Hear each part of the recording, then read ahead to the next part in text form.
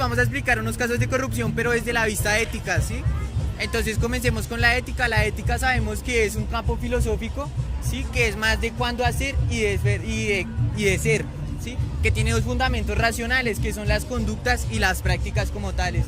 En las prácticas también sabemos que hay dos tipos de prácticas, las sociales y ya las humanas de cada persona, que estas dos ya las podemos diferenciar como costumbres, actitudes y maneras, que estas actividades y estas prácticas ya nos tienen que llevar a la moral, que es ya lo que uno hace como tal, que es el uno del deber hacer.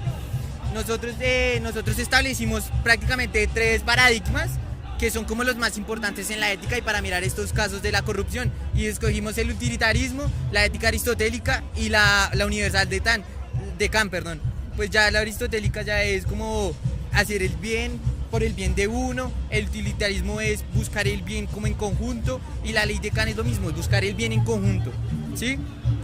Nosotros sabemos que nuestra ética ya se da y la queremos enfocar a dos relaciones de poderes, que son las que se diferencian ahorita, que hay un poder que ya es político, que es el que nos gobierna, y el poder económico, que es el general, sí, que gobierna aparte de todo.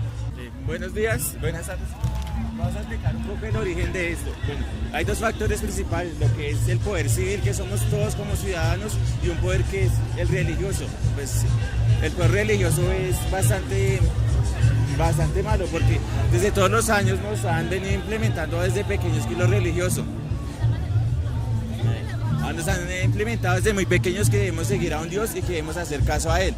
Pero eso no es así, pues depende de cada postura religiosa que cada uno tenga, se respeta o que no respeta. Y estos se utilizan un principal método que es la fe, de inculcarle la fe, que sigan, digamos, cuando no se cumple esto, se procura que es malo, se dice que es malo, y eso conlleva las ideologías culturales y morales, y se ve un nepotismo también, que el nepotismo quiere decir que algunos funcionarios públicos tienden a darle los puestos a sus familiares o amigos, no por sus méritos propios, y se ve acá, o discriminación entre todos, porque él no es religioso, entonces eche para allá un ratico, y pérdida del valor como persona, no se ven en sus valores de persona, sus capacidades, sino se ve en sus creencias. También sí se opera un poder civil que se basa en la administración pública y en el grupo de poder. Como podemos ver, que la administración pública controla nuestros dineros, y por eso es que se ven bajos salarios. Ellos no permiten que nuestros dineros se inviertan correctamente a lo que nosotros necesitamos, como es en educación, en infraestructura, en salud. Como podemos ver, tenemos en Colombia gran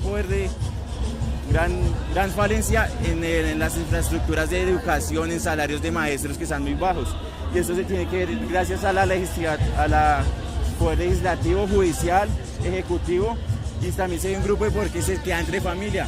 Como sabemos, todos los dineros se quedan entre familia. Un caso importante es lo que pasa con Agroingreso Seguro, que se ve en la costa, que todo su dinero quedó en la familia Lacutir Vives y en los Dávila, y en la familia del presidente.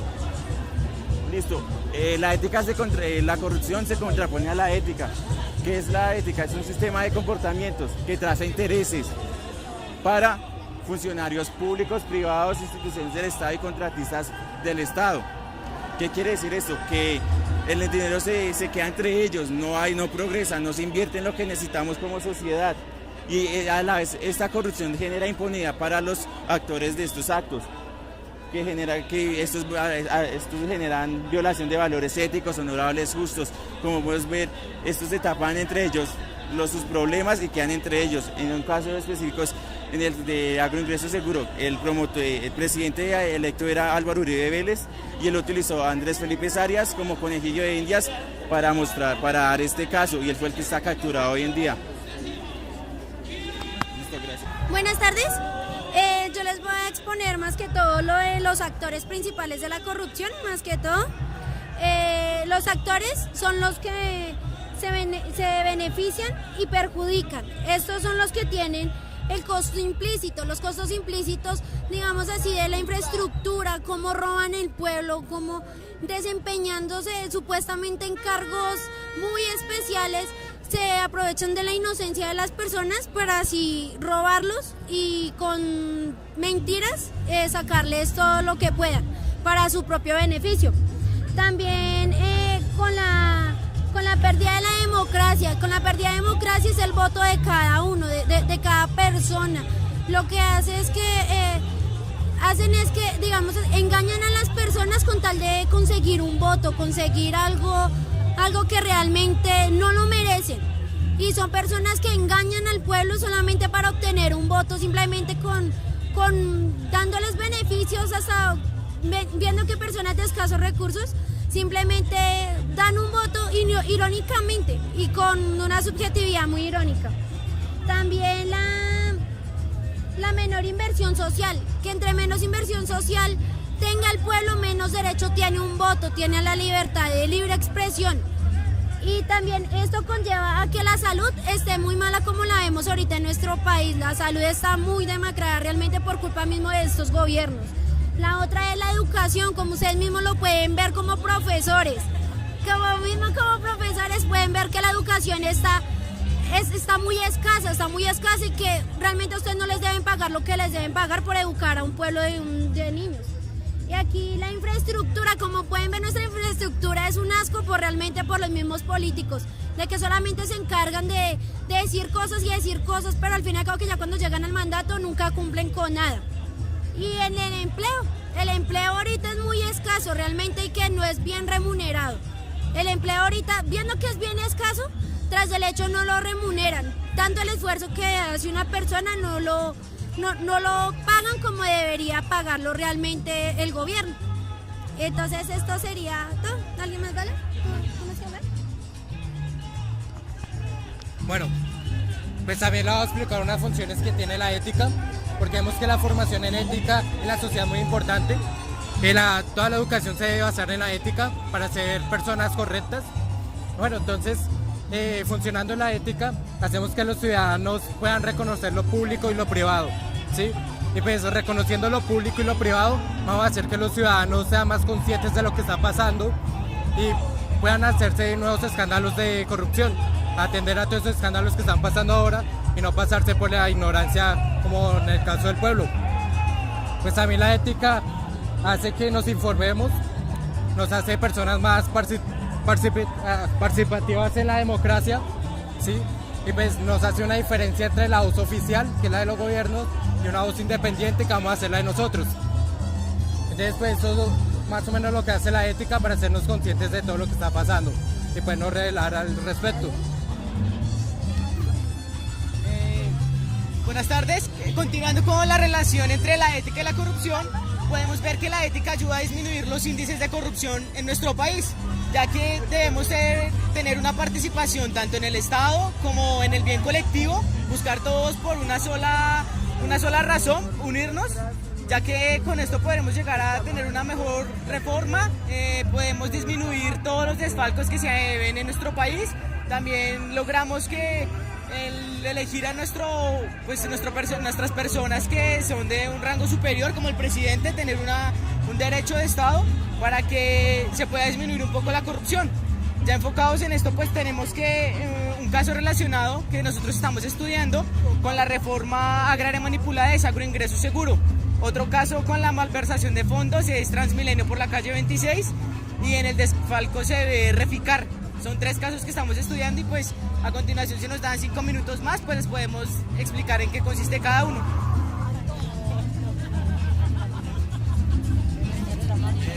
El primer caso es de agroingreso seguro.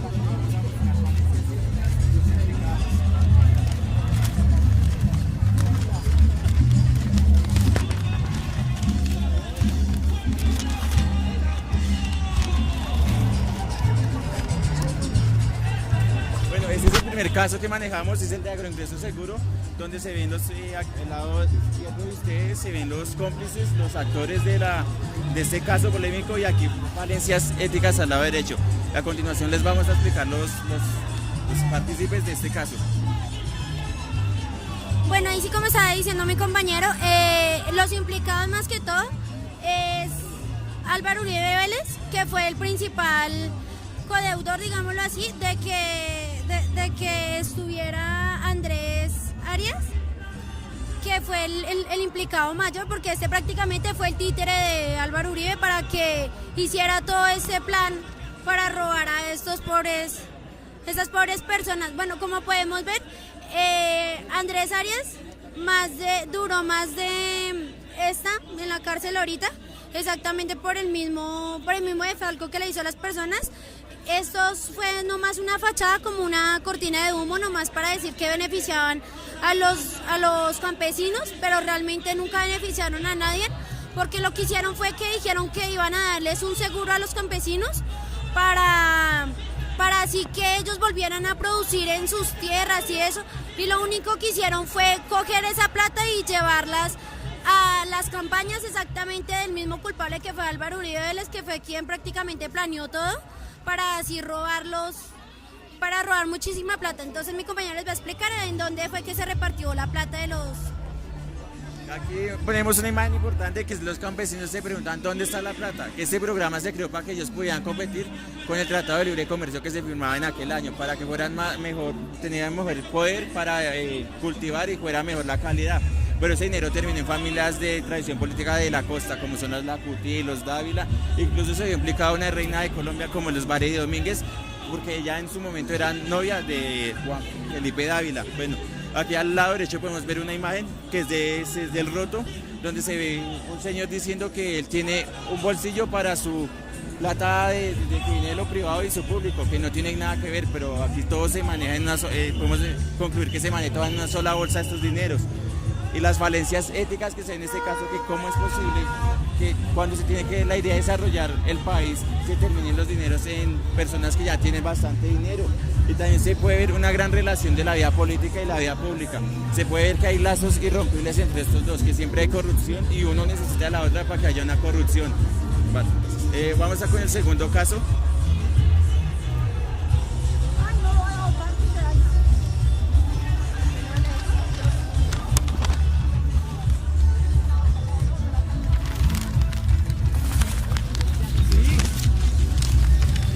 Pues rápidamente también les voy a contar otro gran escándalo de corrupción que ocurrió pues no hace mucho. Es el desfalco de Reficar, pues es la famosa refinería de Cartagena, una de las más grandes que había para Latinoamérica. Y bueno, entonces todo empieza en su renovación. Pues se hacen unos contratos, ¿sí?, para poder renovar esta a Reficar. Entonces bueno, empiezan a hacerse como contratos de más. El principal monto que se tenía presupuestado es de 4.000 millones de dólares y pasó a ser de 8.000 millones de dólares. O sea que hubo un desfalco de 4.000 millones de dólares que unos pocos personajes se lo repartieron entre ellos. Y pues unos personajes famosos, pues a Uribe y Santos, pues este desfalco pasó entre estos dos gobiernos, ¿sí? Entonces pues una de las principales fallas éticas que tuvieron estos personajes fue en la educación. Durante su educación, pues como ya lo mencionábamos, no se dieron las suficientes bases éticas para formarlos como personas y evitar que se ocurrieran estos casos. Y pues ya que el modelo de educación en Colombia pues se hizo de esa manera, sí, pues son muy pocos los profesores que se unen a la tarea de formar personas éticas realmente. Todo se dedica a un sistema ya denominado. Y pues otra falla fueron los vicios y virtudes. Se domina como vicios todos los actos malos que nosotros tenemos y como virtudes todos los actos buenos que podemos hacer.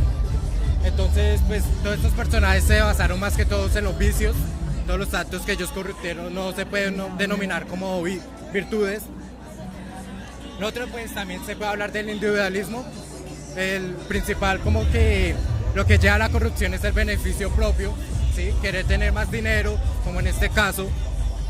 Después esto también fue una manera muy colectiva, ya que fue mucha gente la que hizo esos contratos para sustraer más plata. Entonces se hizo de manera colectiva, pero también lleva un beneficio propio.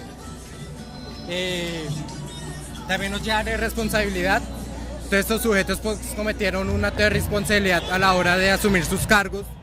Pues vemos que acá el señor Uribe durante su mandato decía que los ministros y expresidentes de Ecopetrol contestarán el cinismo de Santos, que manejó 5.5 años de Reficar y viene a culpar a nuestro gobierno, y pues eso lo manifestó en Twitter. Por otro lado, pues Santos llega a decir que el pecado original de todo esto se ha sucedido en el gobierno anterior, ya que eso no tiene que ver con mi administración, pero sí les da a los responsables de mi gobierno que les caiga todo el peso de la ley. Y pues otro responsable de esto es el señor Juan Carlos Echeverry, que es el presidente de Ecopetrol. Era como uno de los directivos que estaban ahí. Entonces, pues lo que dice él es que somos los primeros interesados en que se conozca toda la verdad. Por eso las empresas del grupo colaboran de manera activa en los organismos de control para, sobre todo lo sucedido en las platas, sí. Entonces, bueno, ya acá pues mencioné más o menos qué fue el acto de Reficar y todas sus fallas éticas.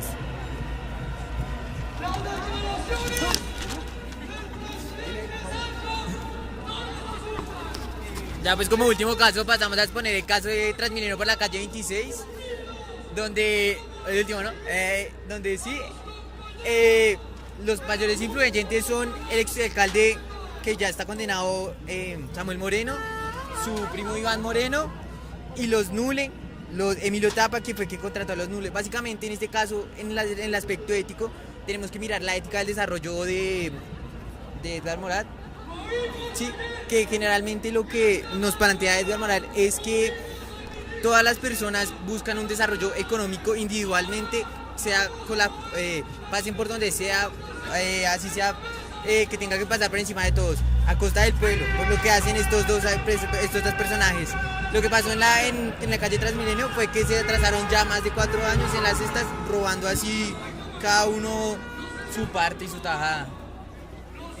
Pues esto presentó un desfalco de 2.2 billones de pesos. La obra se inició en 2008, a 2012 ya lleva un 80% de retraso. Aquí se vieron implicados pues el grupo Nule y el exalcalde y el exsenador. Los temas éticos que relacionamos con el caso es como la educación que se le desimplantó, una educación bancaria, todo pues estimulado por el bien individual que cada uno podía sacar de esto. También se puede ver que ellos solo buscaban obtener un poder que lo veían por medio de lograr en la sociedad o en nuestra capital un desarrollo económico y nuevo desarrollo vial, lo cual pues no se veía bien, ya que pues todo lo que ellos hicieron a ojos de ellos se veía bien, pero como tal para la sociedad fue perjudicada. Todo esto nos llegó a dar un detrimento patrimonial cercano a los 3 billones de pesos. Por último de ellos fue su subcontratación, se la dieron a otra empresa, ya que pues toda esta gente fue implicada en el caso. Eso era pues lo que teníamos para compartirles. Muy bien, bravo. Gracias. Qué pena, ¿sí? Qué pena. Para terminar, la mayor influencia de todos nuestros casos de corrupción es culpa de la educación, no culpa de los maestros, ¿no? De la educación como tal. Nuestra educación, la que nos han impartido, la que les impartieron a ellos, es una educación conductiva, la cual no sirve. La educación que tenemos que buscar y la que tienen que buscar ustedes, profesores, es una educación constructiva con el estudiante. Si no estudiamos, si no hacemos una educación constructiva, nunca vamos a buscar el bien social, el bien como tal. Ahí es cuando la actitud de los maestros tiene que reflejar su actitud con micropolítica y en las propias aulas. Ahí es cuando ustedes como maestros tienen que generar el futuro, porque ustedes son los que nos están guiando a nosotros hacia el futuro. Y es lo que les agradecemos a ustedes que estén en este momento aquí luchando para sus beneficios y el beneficio de la educación y del país como tal. ¿Listo? Entonces pasamos a despedirnos. Muchas gracias. Y ya.